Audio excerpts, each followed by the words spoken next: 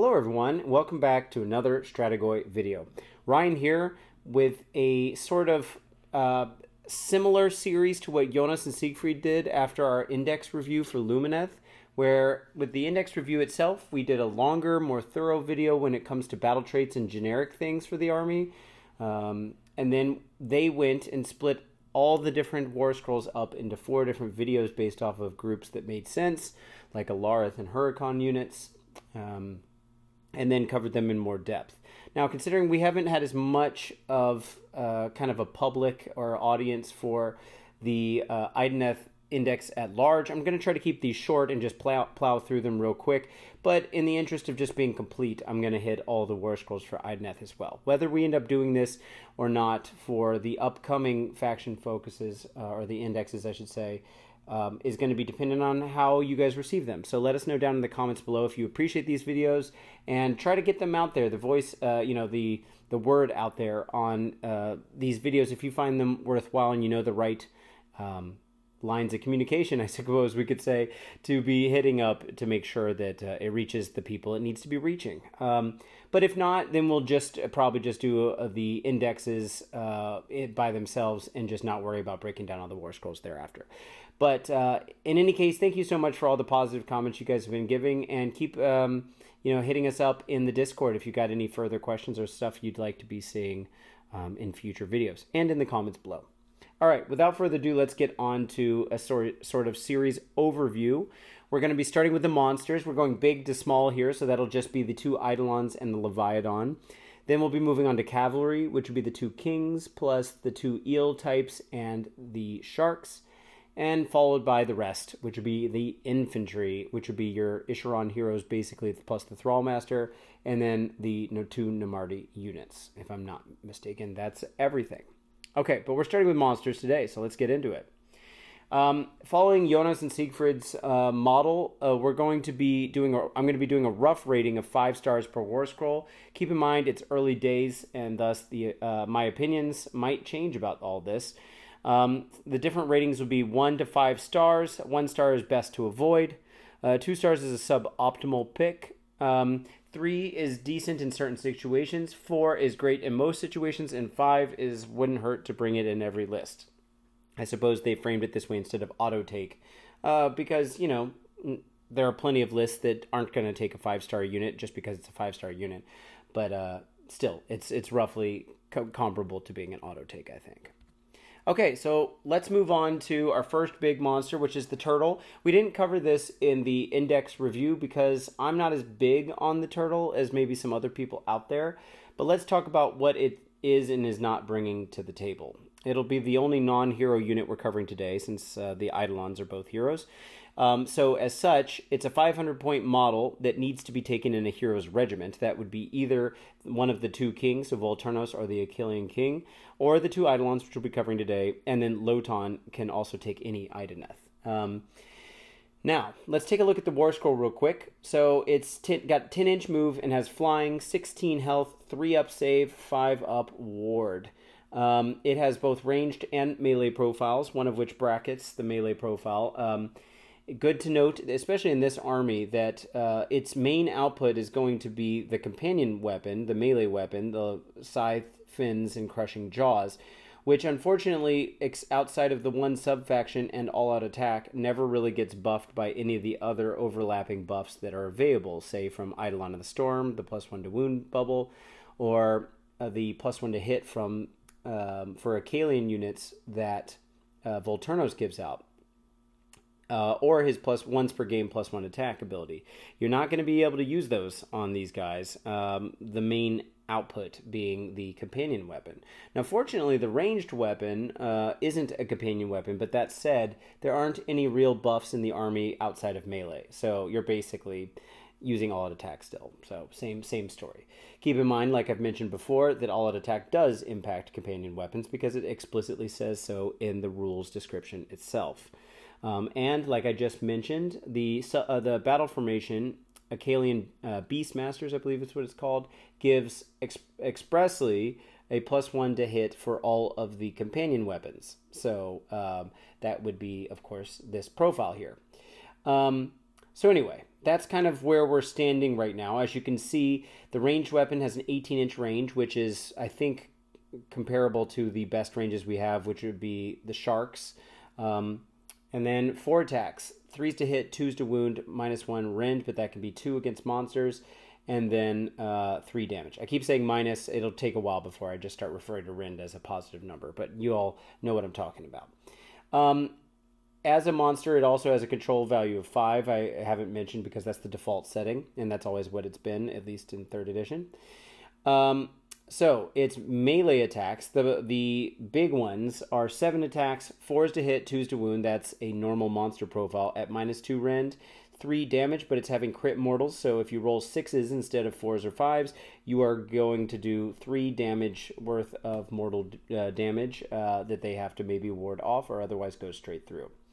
And then the profile that can be buffed by either of the 2 +1 to hit or +1 to wound buffs I mentioned before would be the 4 attacks by the riders at 3s to hit, 4s to wound. That's our typical elf profile, -1 rend and then 1 damage. So buffing them isn't having that big of an impact because it's not really where the main damage is coming from in this. As I mentioned, with the passive battle damage rule there, once it's taken 10 or more wounds, the main weapon there goes down from 7 attacks down to 5, which isn't that bad. I think it's about a 28% performance decrease, which a pretty common one we see on War Scrolls these days is about a 33% decrease. So I suppose in a way that means the Leviadon brackets in a more favorable way than some other War Scrolls. Then we have the passive ability Void Drum, which says friendly Idoneth Deepkin units, so that's your whole army, gets a 5+ ward while they're wholly within 6 of this unit. Now, you could say, well, of course, that should apply to Leviadon, and so even if they didn't write the ward on his War Scroll, it would still apply, but they just doubled up to make sure that you're not forgetting his own ward. And then we've got his Rampage, which is once per turn army. So if you have 2 Leviadons, you're not both getting it off. But it's only triggered if you manage to get a charge off and only if there's an infantry unit within 1 inch to be the target. Now, keep in mind, infantry is not just, kind of your foot soldiers that come in units of, let's say 5 or 10 or whatever, but also a lot of foot heroes. So it's decent. If you had to pick one keyword that you're most likely going to be charging into, infantry is a pretty safe bet. But that said, maybe it's not the target you're looking for. But you roll a d6, and you add 1 to the roll if the target has more than 10 models. So not exactly 10. So that means there's tons of infantry units that never get above 10. Maybe they started at 10, so it won't be applicable. So this isn't necessarily a reliable thing. And as such, I think in the computations, I didn't actually take it into account. But instead of being on a 3-up, then it would be a 2-up, meaning it goes through even more. And then you do an amount of mortal damage equal to that roll. So if you do roll a 3-up, then the average is 4.5 mortal damage. That's conditioned on the fact that you did successfully roll a 3-up. If it's a 2-up, then you're doing on average 4. You might say, well, why did it go down? That's because if you roll a 2-up, you could also get a 2, and it brings the average down, conditioned that it went through.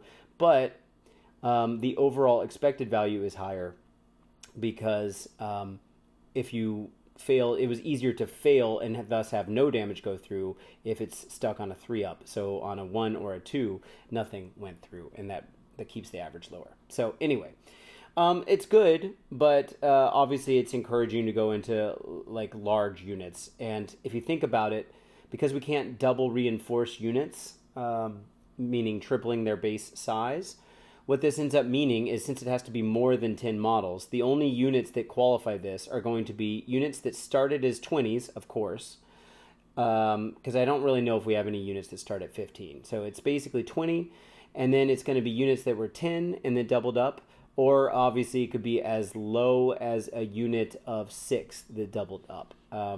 So, I don't know how many units that's really going to be impacting, but it's basically anti-horde to make it go off on a 2+.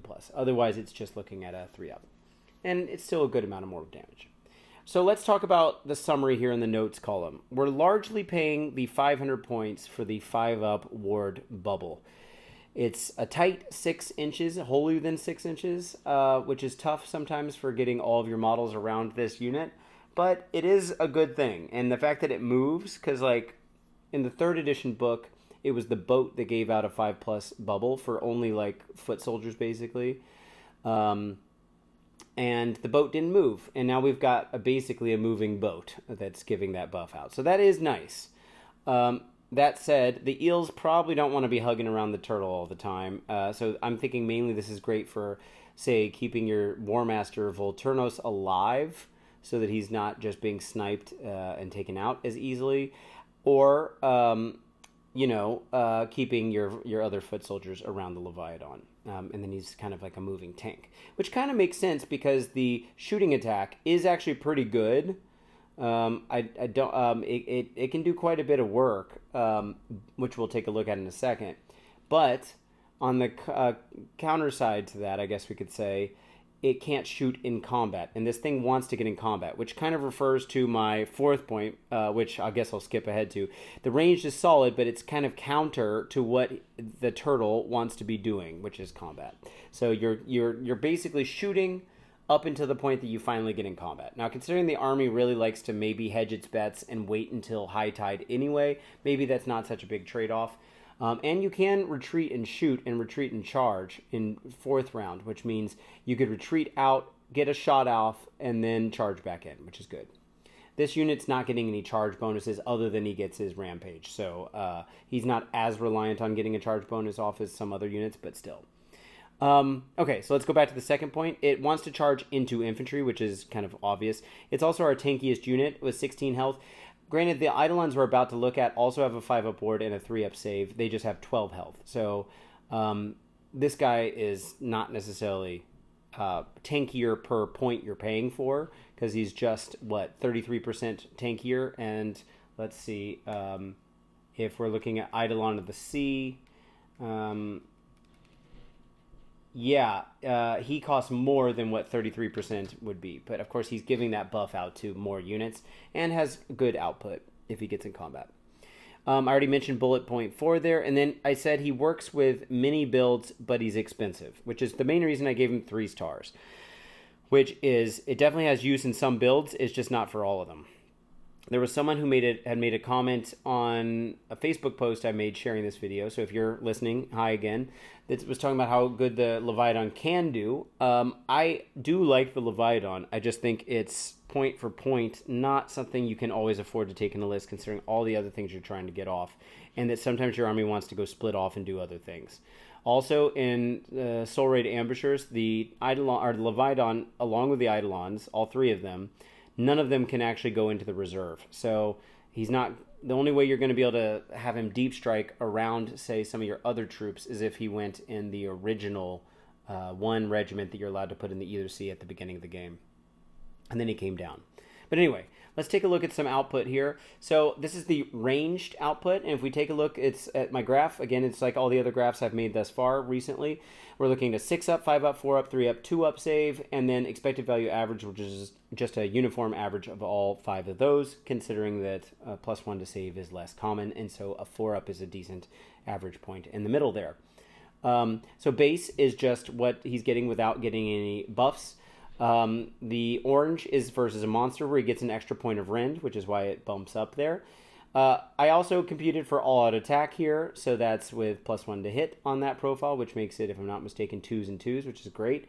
And then all-out attack versus a monster. And so you can look at expected value average to kind of get a sense for what it's doing, or you could look at a 4-up. They're not always the same. It depends on how much rend you've got on your model. But we're looking at, let's say, somewhere those 2 middle bars there, like with a base versus monster or with an all-out attack. We're looking at somewhere between 5 and 6 wounds, which is not bad for a shooting attack.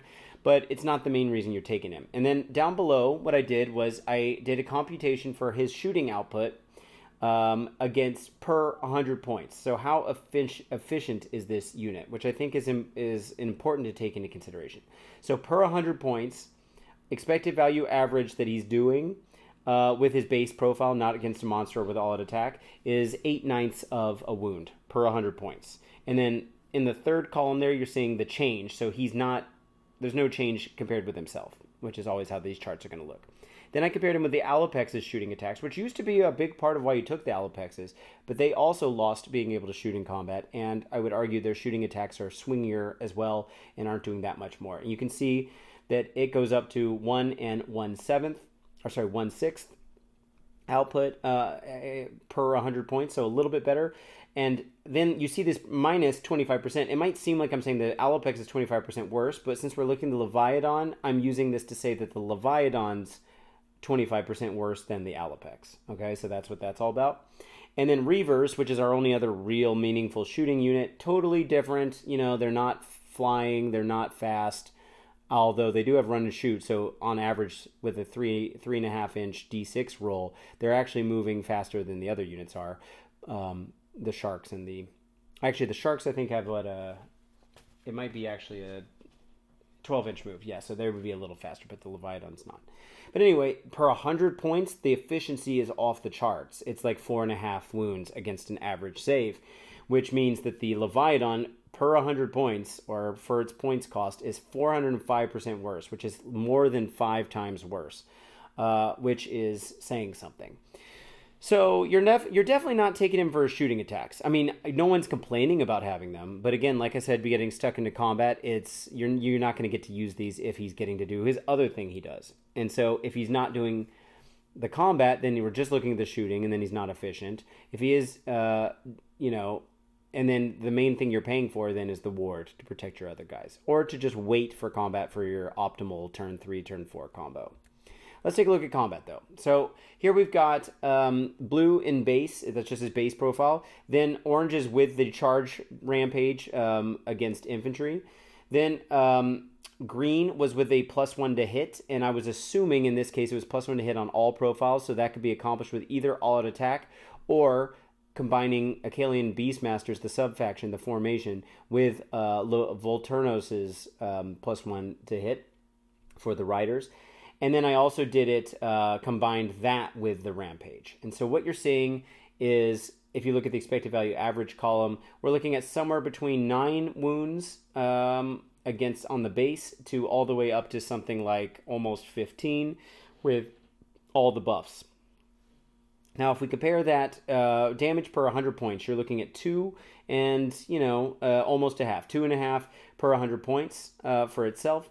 And Alopex is actually worse. So he's 22% better-ish than an Alopex per 100 points, which is one of the reasons why I didn't put the Alopex in the video, and we didn't really mention it much, because it's kind of just, I think it's kind of paying for the sins of how good it was before.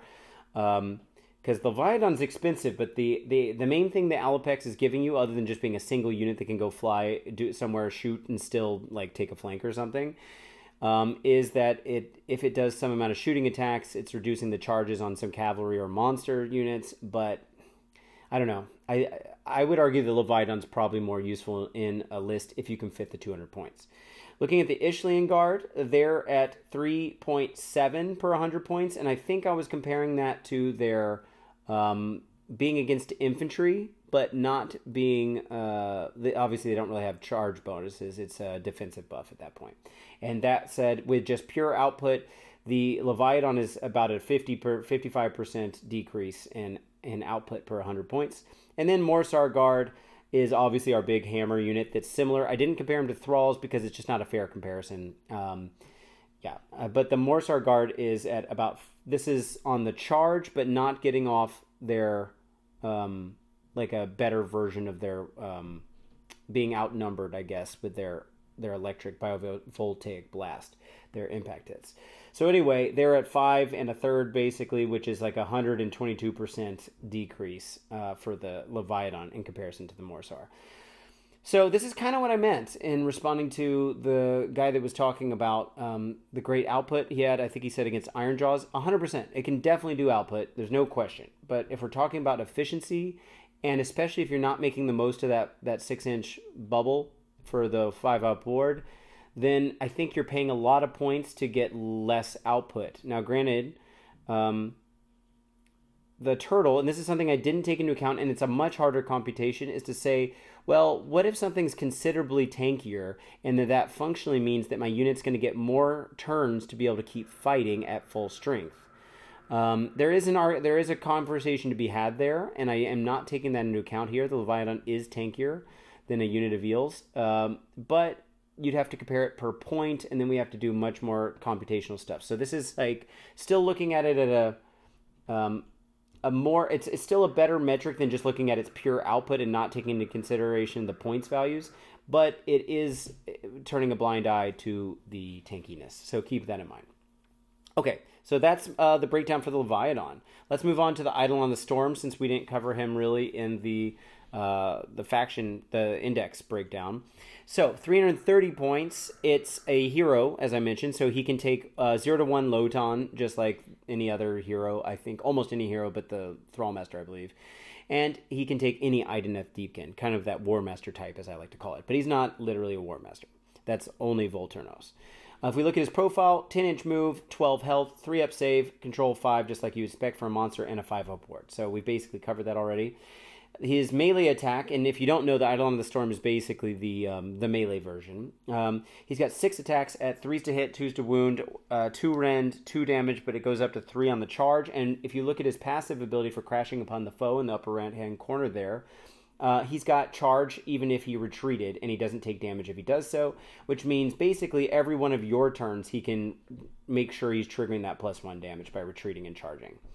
And I'll talk about, powering through is also a great way to make sure he does that even in your opponent's turn, because you could charge as long as you go into a unit that has less than 12 health characteristic, then you can pay a CP, power through, move 10 inches somewhere, do some wounds on the way out, and then the following turn, assuming they don't charge you, if you've still got 2 CPs left over, you could countercharge with him and then make sure you're always on 3 damage when he's charging. So that's pretty good. As I mentioned before, he's giving off a passive Holy Than 12-inch bubble for all IDK except mounts, of course, companion attacks, which is adding +1 to wound rolls for combat attacks, which is fantastic, but mainly benefits certain types of units, which I'll mention in a minute. And then his Rampage is once per turn army, so you're not doubling up on this, but I don't see why you'd bring 2 Storms anyway. They're kind of expensive for what they do. In the charge phase, you pick an enemy hero in combat with this unit to be the target, and on 3-up, it has strike last for the rest of the turn. Which is maybe unnecessary if you are in High Tide, of course, but it does give you the option to, especially if you have multiple units in combat with that hero, in a normal turn, you can guarantee that that hero gets hit by all of them before he gets to whittle any of them down. So that's nice. So if we take a look at the notes, you're largely, like the turtle, paying for the +1 to wound bubble on him, because his output is good, but it's not going to blow you away. Of course, he's fast, and he's tanky, so there's that. His retreat and charge ensures that he's reliably at his best output, which is great. He kind of wants to go hero hunting, but doesn't have to. Not every monster that we see that has a rampage is living up to its value because of getting the chance to go off, get its rampage to go off. And it's only going off in 3-up anyway. But putting strike last on a hero is still a nice thing to have. And he doesn't have to have charged or have been charged to make that happen. He just has to be in combat, so that's nice. So he's a great target for the defensive enhancements like Ancient Pride, where on a 1, 2, or 3, the target can't hit him in combat. Or the Armor of Sithai, which is basically turning off all weapon abilities except for Companion, which is debuffing your opponent as much as possible, including shooting attacks coming in. So he's a great recipient for those to keep him alive and make sure that he's still giving out that +1 to wound bubble and also still getting to do damage reliably.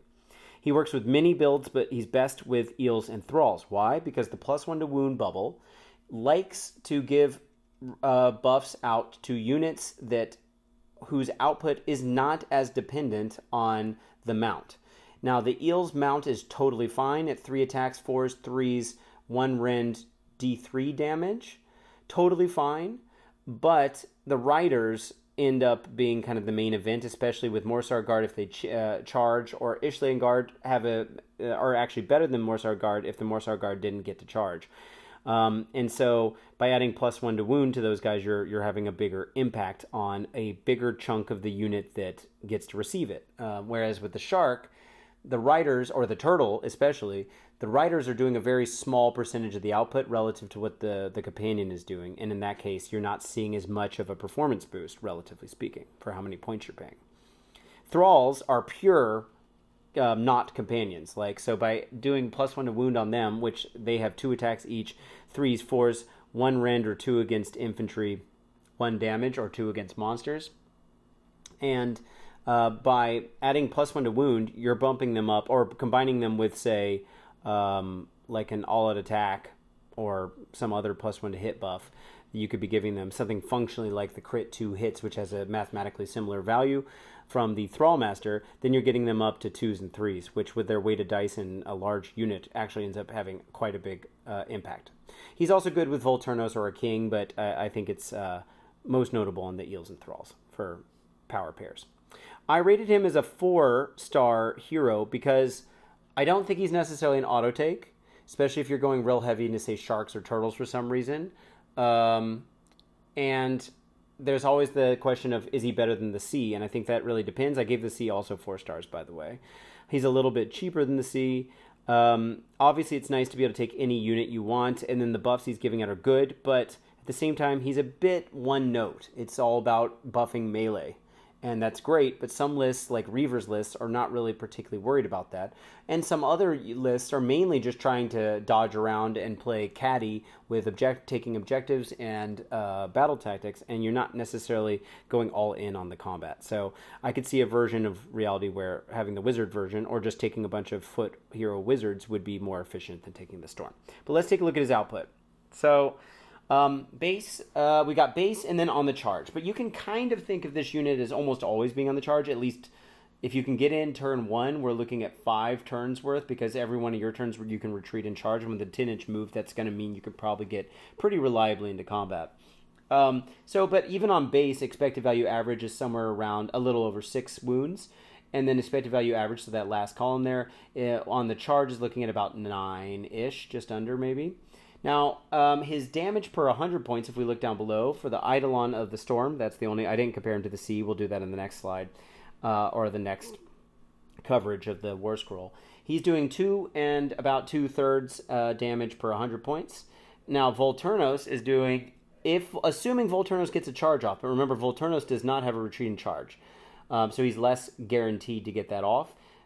If Volturnos was not charging, Volturnos' output is roughly per 100 points identical with the Eidolon of the Storm. So that's kind of interesting. But when they both get a charge off, the Eidolon of the Storm is about 37% worse. Ishlian Guard. They are roughly around the same as Volturnos, interestingly. Just a little bit better. And this was assuming that they're against infantry. But if they're not, then I think it's roughly the same. It's not a huge difference. And then, of course, our biggest output per 100 points is Morsar Guard at 536. That is assuming that they got a charge off. If they don't get a charge off, I think they're actually pretty similar to the Storm. But obviously, you're supposed to be playing with them in a more caddy way, where, as Jonas and I discussed in our video, you're really trying to make sure you clear a unit so you can always charge every single turn. Whereas, of course, the Eidolon of the Storm benefits from having retreat and charge built into the War Scroll to guarantee that he's getting to be at his best. So that's the output there. Okay, let's take a look at the last one, Eidolon the Sea. We had covered this in pretty thorough detail in the other video, so I'm just going to plow through it. But for 20 more points than the Storm, with the same regiment options, same move, same health, save, control, ward, you're getting a wizard, more tech version of this. So he's got a ranged weapon that's decent at 12-inch range, 3 attacks, 3s, minus 2 D3 damage. So that's actually not bad. And then his output is okay. It's kind of foot hero, like average Stormcast foot hero kind of thing, with 5 attacks, 3s, 1 Ren D3. And then he's got the same mount companion attack as the Eidolon of the Storm, which I didn't even bother to mention. He's a 2-caster with +1 to cast. He's got a great War Scroll spell, but it's a little expensive. That allows you to pick 3 different visible enemy units within 12 to give -1 to save to in combat, which does not help you with your shooting builds, of course. That would be cool if it did both, but it's still good in combat, so you're thinking about with eels, thralls kind of lists, maybe even the turtle. He's got a once per turn army any charge, as long as he didn't charge rampage, so he doesn't have to have been charged that turn, unless, of course, he wasn't in combat at all at the beginning of the charge phase. But it could be if he's in a prolonged engagement. And on 3-up, the target can't use commands, which can functionally sometimes feel like adding a point of rend to him, or worsening their save by 1. But seeing as how rare CPs are these days and how many great other uses there are for them, all-out defense is not assumed. And especially if they're in combat with this guy and only in combat with this guy, I don't know if I'd be like, oh, I've got to all-out defense against this guy, because he's not that scary. And then he's got this passive ability that thus far in my 8 games hasn't actually taken effect, but he ignores negative modifiers for friendly IDK units holier than 12. I didn't mention with the Eidolon of the Storm, but his +1 to wound does impact him, although because his non-companion attacks are already on 2s to wound, it's only impacting it if you're getting a -1 to wound debuff, which keeps him on 2s, which is nice. But anyway, back to Eidolon of the Sea. Let's look at some notes here. He's a mixed-use utility unit. He's not really built to do one thing. He's kind of built to do a little bit of everything, and especially magic. His neither weapon profile is optimal or particularly amazing. He's a power 2 wizard with +1 to cast, which is great. Of course, there are ways to get your foot wizards that are 1 casters up to +2, maybe even +3 to cast if they're standing next to a place of power, and then got the right formation and Loton in the mix. And so he's not necessarily the best caster we've got, but he's the best caster just for what you pay on the War Scroll. And of course, being able to do 2 is nice because he can like teleport himself and then go cast something instead of relying on someone else to teleport him and then cast. His War Scroll spell is great with a melee build. The rest of the abilities are a bit questionable. Like, I don't think the Rampage is necessarily why you're taking this unit, nor the Tranquility of the Abyss. But, of course, if we start to see a lot of objective control debuffs in the game, then obviously that brings some value, especially when you pair him with Loton, which is Loton's buffing your control score, and then he would be making sure it doesn't get debuffed. So, great. He's also a great target for enhancements, just like the Eidolon of the Storm for Ancient Pride and Armor of Sithai, but also I forget what the name of it was. Let me look it up real quick. It's the heroic trait that makes sure that he can Nightmare Legacy. That you pick a visible enemy unit that had any damage points allocated to it this turn by an ability used by this unit. So that could be with the Mortal Wound spell that is in the lore that goes off on a 5 per model in the unit. Or his shooting attack or his melee, and it has unlimited range, this spell, heroic trait. So if you did this from any one of those sources, from say 12 inches away with a ranged weapon, and then you charged somewhere else and got out of that range, or you did your spell within 18 inches, maybe you could trigger this even if you kind of went in a different direction, but then you're subtracting d6 from the target's control score down to, of course, a minimum of 1, as we know from the core rules. Anyway, I like the aspect of the sea. Let's take a look at his output just to kind of get a comparison. I combined both the ranged and melee stuff here, and I included a melee with -1 to save if he gets his own spell off for -1 to save on a target and chooses to go fight them in combat. So we're seeing a much different profile here. I didn't scale it based off of the aspect of the storm, but it's just not as impressive. It's doing about roughly 50% less, maybe a little bit worse, depending on which profile you're looking at. And then if we look below, I didn't compute anything for the shooting attack. This is just for the melee attack. So the aspect of the sea versus storm, we're looking at about double damage per 100 points, considering this guy's also a little bit more expensive. And so he's roughly at 150% worse than the storm's output. The Alopex is actually not as good as the storm, as we already saw, but still better than this guy. A single Alopex not a single Alopex, it's per 100 points. You'd have to take as many Alopex as it took to match this and then compensate for the fractional differences. And then Volturnos is the strongest out of those. He's doing, the C is doing roughly 250%, so 3.5 times worse. But anyway, that's kind of what we're looking at with the C. I ranked him a 4-star because, like the Storm, I think he's definitely got a place, but he's expensive. And like I said, I think some combination of wizards, foot wizards, could actually end up being better for certain builds, especially the Soul Raiders, Soul Raid Ambushers formation, which I still think is the strongest.